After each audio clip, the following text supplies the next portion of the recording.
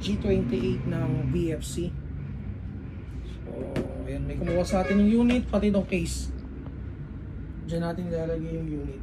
So, shoutout kay Bossing, hindi ko na siya babanggitin. Corona check lang natin yung unit niya. So, ito yung unit. So, VFC HK G28. So, lapit mo konti para makita nila yung kapogian ng unit. So, license, so 1 of 1. 1 of 1. 1:1 dun sa real deal. Ayan. So, markings, kompleto, detalyado. Then, serial number. Tapos, I think ito yung hop-up system niya. Yung sights, ito. Then, metal yung charging handle. Ambi yung yung magazine or selector. Ayan.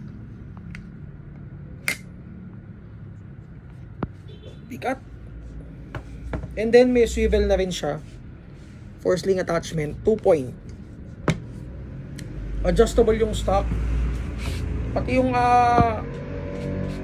tawag dito, yung sa back pad, ito. And then yung elevation nung sa cheek riser, ito. Gumagana rin. So yun, test natin yung unit. Sobrang haba, oh. Okay. So magazine is 30 rounds. Ito. Kapal ng magazine, yo. Ayan. So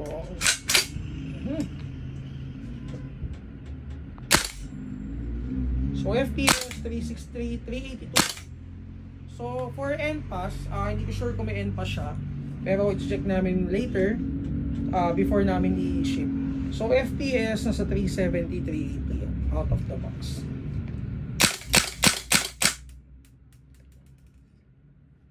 So konti lang binala ko.